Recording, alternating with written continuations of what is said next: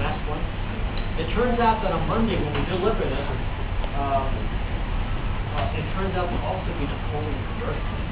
Absolute coincidence. And I noticed that the last moment we're finishing the text for all this kind of stuff. It's very cool. So the whole idea is whereas England and France have done all this stuff, and whereas it is the responsibility of the youth of each new generation to take action to dispel the influences of stress, war, and disharmony created by earlier generations of mankind. Whereas the youth of England and France have shown themselves to be a dynamic generation who wish to transform their country's past traditions of conflict and rivalry by planting new seeds of friendship that will nourish the growth of brotherhood among these two nations, healing past wounds and reconciling differences. So it's placed on a high, noble level that we're not just going to pick on them. What we're doing, what we're really saying, video games, yeah, we are. As video games, what we're really doing is saying, war is obsolete.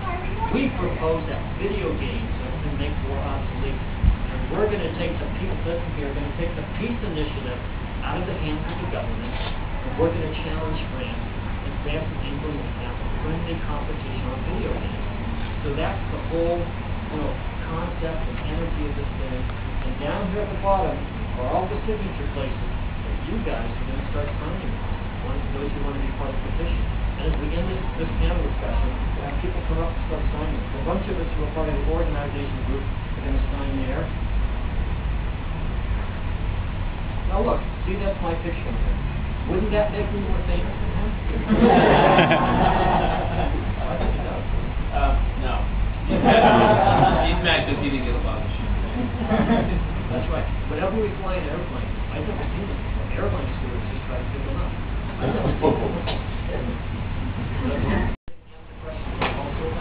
Who would like to start off by answering the question? I'll start intrusive gaming, retro gaming, I think it's so young and fresh.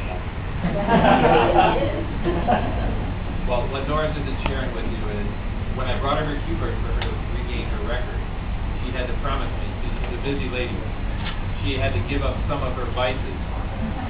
Daily, she plays bridge, poker, craps, Texas Hold'em. She doesn't sit home at all. If she didn't have a TV, it wouldn't make a difference. But she has the keyboard right in her den. And every night, 3 in the morning, or whenever she can't sleep, she comes out and plays. She's good for about 3 or 4 hours a day. Boy, no argument, huh?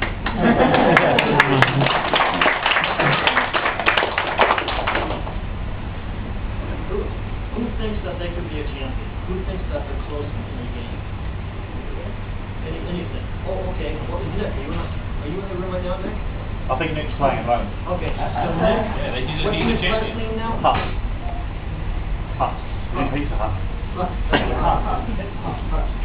So Nick just broke the world record today in space tour. So you got a world champion here in the room. You just broke a world record that's been held by an American for a long time. She held by someone who was dead.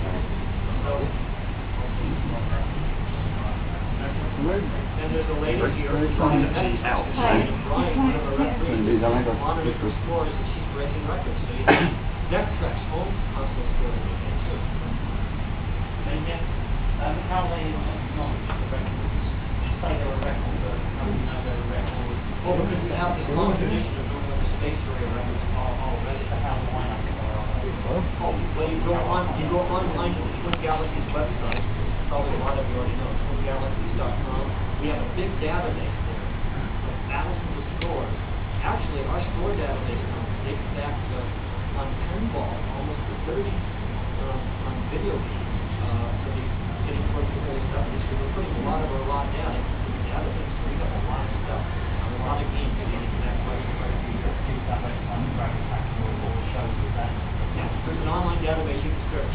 Just put in the name of the game and it'll tell you whatever you Let me answer that question.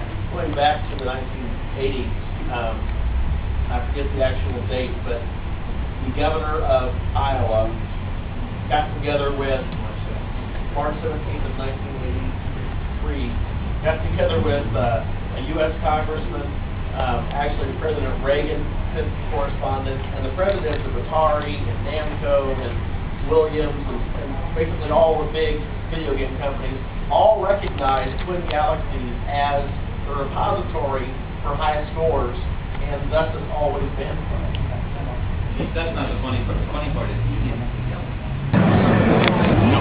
Football pass.